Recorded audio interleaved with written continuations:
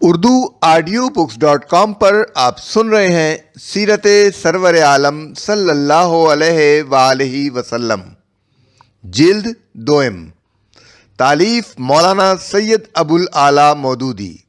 آواز وجیح احمد صدیقی، پروڈیوسر اظہر نیاز، باب ششم،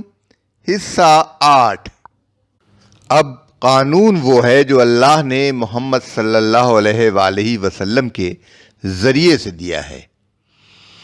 اسی طرح حضور صلی اللہ علیہ وآلہ وسلم کی رسالت کے اعلان اور آپ کی اطاعت و پیروی کے ساتھ یہ بھی اعلان کر دیا گیا کہ اب خدا کا قانون وہ ہے جو محمد صلی اللہ علیہ وآلہ وسلم کے ذریعے سے دیا گیا ہے۔ کسی کو اس میں آپ سے نزاع کا حق نہیں ہے۔ اس کے خلاف جو کچھ ہے جاہلیت اور طاغوت کی بندگی ہے،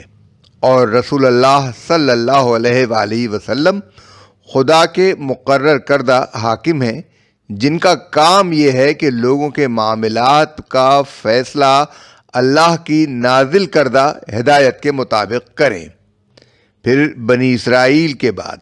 اے نبی، ہم نے تم کو دین کے معاملے میں ایک صاف شاہراہ شریعت پر قائم کر دیا ہے، لہذا تم اسی کی پیروی کرو اور ان لوگوں کی خواہشات کی پیروی نہ کرو جو علم نہیں رکھتے۔ سورہ جاثیہ آیت 18۔ ہر امت کے لیے ہم نے ایک طریق عبادت یا طریق بندگی مقرر کیا ہے جس کی وہ پیروی کرتی ہے، پس اے محمد اس معاملے میں وہ تم سے جھگڑا نہ کریں۔ تم اپنے رب کی طرف دعوت دو، یقیناً تم سیدھے راستے پر ہو۔ سورہ حج آیت 67۔ یعنی جس طرح پہلی امتوں کے انبیاء اپنے اپنے دور کے لیے ایک منسک طریق عبادت و بندگی لائے تھے، اسی طرح اس دور کی امت کے لیے تم ایک منسک لائے ہو۔ اب کسی کو تم سے نزاع کا حق نہیں ہے، کیونکہ اس دور کے لیے اللہ کا منظور کردہ منسک یہی ہے جو تم لائے ہو۔ اے نبی، ہم نے یہ کتاب حق کے ساتھ تمہاری طرف نازل کی ہے تاکہ جو راہ راست اللہ نے تم کو دکھائی ہے اس کے مطابق لوگوں کے درمیان فیصلہ کرو۔ سورہ نساء آیت 105۔ قرآن مجید میں جگہ جگہ انسانی معاشرے کے لیے جو قواعد بیان کیے گئے ہیں ان کے لیے حدود اللہ کے الفاظ استعمال فرمائے گئے ہیں، یعنی یہ وہ حدیں ہیں جن کے اندر رہنے کا اللہ نے حکم دیا ہے۔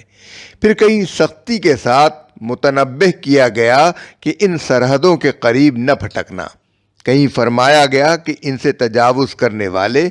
ظالم ہیں، کہیں ارشاد ہوا کہ ان سے تجاوز کرنے والے اپنے اوپر آپ ظلم کرتے ہیں، اور کہیں خبردار کیا گیا کہ تجاوز کرنے والوں کے لیے نار جہنم یا عذاب علیم ہے۔ ملاحظہ ہو سورہ بقرہ آیات 187، 229، 230، سورہ نساء آیت 13، 14، سورہ مجادلہ آیت 4، سورہ طلاق آیت 1، سورہ توبہ آیت 97۔ اس سے صاف معلوم ہو گیا کہ اس قانون کی اہمیت کیا ہے جو حضور صلی اللہ علیہ وآلہ وسلم کے ذریعے سے انسانوں کو دیا گیا ہے، اور پھر صاف صاف خبردار کر دیا گیا کہ تو پھر کیا یہ لوگ جاہلیت کا فیصلہ چاہتے ہیں؟ حالانکہ جو لوگ اللہ پر یقین رکھتے ہیں ان کے لیے اللہ سے بہتر حکم کس کا ہو سکتا ہے۔ سورہ مائدہ آیت 50۔ جاہلیت کا لفظ اسلام کے مقابلے میں استعمال کیا جاتا ہے۔ اسلام کا طریقہ سراسر علم ہے، کیونکہ اس کی طرف خدا نے رہنمائی کی ہے جو تمام حقائق کا علم رکھتا ہے۔ اس کے برعکس ہر وہ طریقہ جو اسلام سے مختلف ہے جاہلیت کا طریقہ ہے۔ وہ چاہتے ہیں کہ اپنے معاملات کا فیصلہ کرانے کے لیے طاغوت کی طرف رجوع کریں، حالانکہ انہیں طاغوت سے کفر کرنے کا حکم دیا گیا ہے، اور شیطان چاہتا ہے کہ وہ گمراہی میں دور نکل جائیں۔ سورہ نساء آیت 60۔ یہاں صریح طور پر طاغوت سے مراد وہ حاکم ہے جو قانون الہی کے سوا کسی دوسرے قانون کے مطابق فیصلہ کرتا ہو، اور وہ نظام عدالت ہے جو نہ تو اللہ کے اقتدار اعلیٰ کو تسلیم کرتا ہو اور نہ اللہ کی کتاب اور اس کے رسول کی ہدایت کو آخری سند مانتا ہو۔ دین کے معاملے میں کسی مصالحت و مداہنت کی گنجائش نہیں۔ اطاعت و اتباع رسول کے اس صاف صاف حکم کے ساتھ لوگوں کو خبردار کر دیا گیا کہ خدا کے دین کے معاملے میں کوئی مصالحت و مداہنت نہیں ہو سکتی۔ کسی عقیدے، کسی اصول، کسی ضابطے اور قاعدے اور کسی حکم کے اندر کسی کی خاطر ادنا سا رد و بدل بھی نہیں ہو سکتا۔ جس کو ماننا ہو وہ اس پورے دین کو مانے جو رسول اللہ صلی اللہ علیہ وآلہ وسلم پیش فرما رہے ہیں، اور جسے نہ ماننا ہو وہ نہ مانے۔ مانے گا تو اپنا ہی بھلا کرے گا، نہ مانے گا تو اپنا ہی نقصان کرے گا۔ یہاں کسی سودے بازی اور لین دین پر سمجھوتے کا قطعاً کوئی سوال پیدا نہیں ہوتا۔ پس اے نبی، جھٹلانے والوں کے دباؤ میں ہرگز نہ آؤ۔ وہ چاہتے ہیں کہ تم کچھ مداہنت کرو تو وہ بھی مداہنت کریں، یعنی تم اسلام کی تبلیغ میں کچھ ڈھیل اختیار کرو تو یہ بھی تمہاری مخالفت میں کچھ نرمی اختیار کر لیں، یا تم ان کی گمراہیوں کی رعایت کر کے اپنے دین میں کچھ ترمیم کر لو تو یہ تمہارے ساتھ مصالحت کر لیں۔ اور جب انہیں ہماری صاف صاف آیات سنائی جاتی ہیں تو جو لوگ آخرت میں ہم سے ملنے کی امید نہیں رکھتے وہ کہتے ہیں کہ اس قرآن کے سوا کوئی اور قرآن لاؤ یا اس میں کچھ ترمیم کرو۔ اے محمد، ان سے کہو مجھے یہ حق نہیں ہے کہ اپنی طرف سے اس میں کوئی تغیر و تبدل کر لوں، میں تو بس اس وحی کا پیرو ہوں جو میرے پاس بھیجی جاتی ہے۔ سورہ یونس آیت 15۔ مشرکین کا یہ قول اول تو اس مفروضے پر مبنی تھا کہ محمد صلی اللہ علیہ وآلہ وسلم جو کچھ پیش کر رہے ہیں وہ خدا کی طرف سے نہیں ہے، بلکہ ان کے اپنے دماغ کی تصنیف ہے، اور اس کو خدا کی طرف منسوب کر کے انہوں نے صرف اس لیے پیش کیا ہے کہ ان کی بات کا وزن بڑھ جائے۔ دوسرے ان کا مطلب یہ تھا کہ یہ تم نے توحید اور آخرت اور اخلاقی پابندیوں کی بحث کیا چھیڑ دی؟ اگر رہنمائی کے لیے اٹھے ہو تو کوئی ایسی چیز پیش کرو جس سے قوم کا بھلا ہو اور اس کی دنیا بنتی نظر آئے۔ تاہم اگر تم اپنی اس دعوت کو بالکل نہیں بدلنا چاہتے ہو تو کم از کم اس میں کچھ لچک ہی پیدا کرو تاکہ ہمارے اور تمہارے درمیان کم و بیش پر مصالحت ہو سکے۔ کچھ ہم تمہاری مانیں، کچھ تم ہماری مان لو، تمہاری توحید میں کچھ ہمارے شرک کے لیے، تمہاری خدا پرستی میں کچھ ہماری نفس پرستی اور دنیا پرستی کے لیے، اور تمہارے عقیدہ آخرت میں کچھ ہماری ان امیدوں کے لیے بھی گنجائش نکلنی چاہیے کہ دنیا میں ہم جو چاہیں کرتے رہیں، آخرت میں ہماری کسی نہ کسی طرح نجات ضرور ہو جائے گی۔ پھر تمہارے یہ قطعی اور حتمی اخلاقی اصول بھی ہمارے لیے ناقابل قبول ہیں۔ ان میں کچھ ہمارے تعصبات کے لیے، کچھ ہمارے رسم و رواج کے لیے، کچھ ہماری شخصی اور قومی اغراض کے لیے، اور کچھ ہماری خواہشات نفس کے لیے بھی جگہ نکلنی چاہیے۔ کیوں نہ ایسا ہو کہ دین کے مطالبات کا مناسب دائرہ ہماری اور تمہاری رضامندی سے طے ہو جائے، اور اس میں ہم خدا کا حق ادا کر دیا کریں۔ اس کے بعد ہمیں آزاد چھوڑ دیا جائے کہ جس طرح اپنی دنیا کے کام چلانا چاہتے ہیں چلائیں، مگر تم یہ غضب کر رہے ہو کہ پوری زندگی کو اور سارے معاملات کو توحید و آخرت کے عقیدے اور شریعت کے ضابطے میں کس دینا چاہتے ہو۔ اس کے جواب میں سورہ کہف میں کہا گیا، اور کہہ دو کہ یہ حق ہے تمہارے رب کی طرف سے، اب جس کا جی چاہے مانے اور جس کا جی چاہے نہ مانے۔ سورہ کہف آیت 29۔ پھر جو ہدایت اختیار کرے وہ اپنے ہی بھلے کے لیے ہدایت اختیار کرے گا، اور جو گمراہ ہو اس سے کہہ دو کہ میں تو صرف خبردار کرنے والا ہوں۔ سورہ نمل آیت 92۔ قریش اور مشرکین عرب کا رد عمل۔ اس تفصیل سے یہ بات اچھی طرح واضح ہو جاتی ہے کہ دعوت اسلامی کا دوسرا نقطہ یعنی لوگوں سے محمد صلی اللہ علیہ وآلہ وسلم کی رسالت تسلیم کرانا اور ان کو اس بات پر آمادہ کرنا کہ وہ عقائد و عبادات سے لے کر زندگی کے ہر شعبے تک تمام معاملات میں آپ کی مکمل اطاعت و پیروی قبول کر لیں۔ اپنے اندر کیا اہمیت رکھتا تھا؟ اس کی اہمیت یہ تھی کہ دین اس کے بغیر عملاً قائم نہ ہو سکتا تھا، اور رسول پر ایمان اور بالفعل اس کی اطاعت کے بغیر محض خدا کی توحید کو تسلیم کر لینا لا حاصل تھا۔ لیکن اگر غور کیا جائے تو انسان محسوس کر سکتا ہے کہ اللہ کی توحید کو مان لینا قریش اور عام مشرکین عرب کے لیے جتنا مشکل تھا اس سے بہت زیادہ مشکل رسالت کو ماننا تھا۔ اول تو یہی بات ان کے لیے کچھ آسان نہ تھی کہ جو شخص 40 برس تک ان کے ہاں عام انسانوں کی طرح رہا بسا تھا، اس کے متعلق وہ یہ باور کر لیں کہ یکایک وہ اللہ کا رسول مقرر ہو گیا ہے اور اس کے پاس وحی آنے لگی ہے۔ پھر جو لوگ صدیوں سے بے لگام آزادی کے عادی تھے، ان کے لیے اب ایک شخص کی بے چون و چرا اطاعت اور اپنی پوری زندگی میں اس کے دیے ہوئے قانون کی پیروی قبول کر لینا بھی کچھ کم دشوار نہ تھا،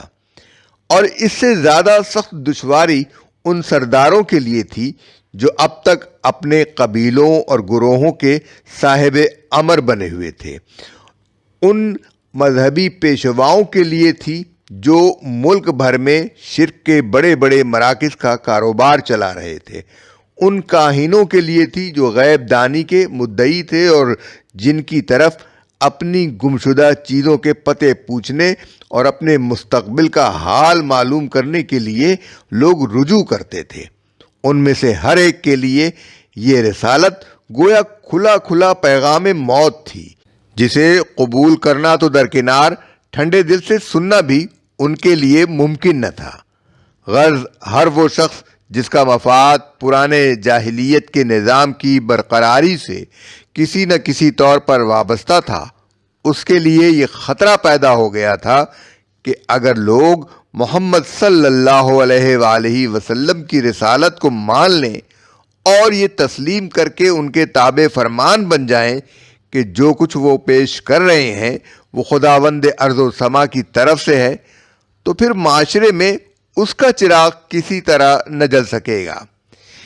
اس وجہ سے یہ سارے ہی لوگ اپنے مفاد کی حفاظت کے لیے اس بات پر تل گئے کہ رسالت کی اس دعوت کو کسی نہ کسی طرح نہ چلنے دیں، کیونکہ وہ سمجھتے تھے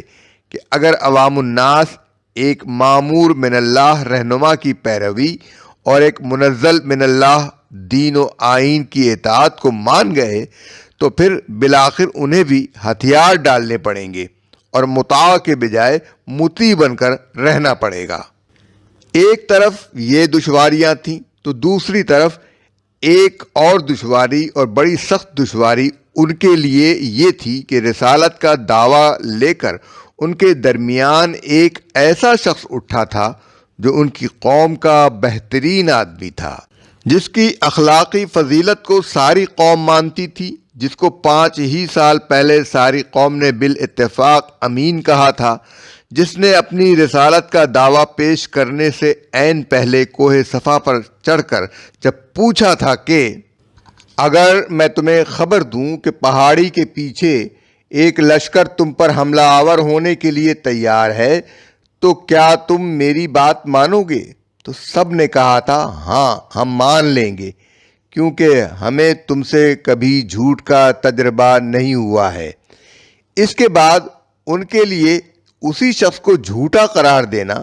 اور لوگوں کو بھی اس بات کا قائل کر لینا کوئی آسان کام نہ تھا کہ عمر بھر دنیا کے کسی معاملے میں جو شخص کبھی جھوٹ نہیں بولا تھا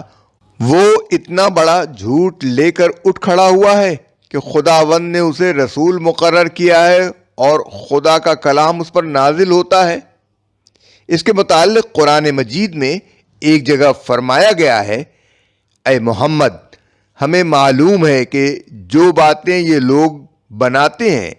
ان سے تمہیں رنج ہوتا ہے، لیکن یہ لوگ تمہیں نہیں جھٹلاتے بلکہ یہ ظالم اللہ کی آیات کا انکار کرتے ہیں۔ سورہ انعام آیت 33۔ یہ اس حقیقت کی طرف اشارہ ہے کہ جب تک محمد صلی اللہ علیہ وآلہ وسلم نے اللہ کی آیات سنانی شروع نہ کی تھیں، آپ کی قوم کے سب لوگ آپ کو امین اور صادق سمجھتے تھے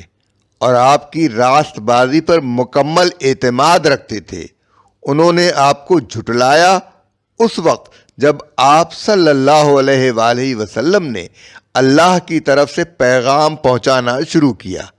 اور اس دوسرے دور میں بھی کوئی شخص ایسا نہ تھا جو شخصی حیثیت سے آپ کو جھوٹا قرار دینے کی جرت کر سکتا ہو۔ آپ صلی اللہ علیہ وآلہ وسلم کے کسی سخت سے سخت مخالف نے بھی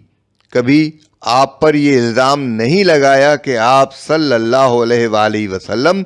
دنیا کے کسی معاملے میں کبھی جھوٹ بولنے کے مرتکب ہوئے ہیں۔ جتنی بھی انہوں نے آپ کی تکذیب کی نبی ہونے کی حیثیت سے کی۔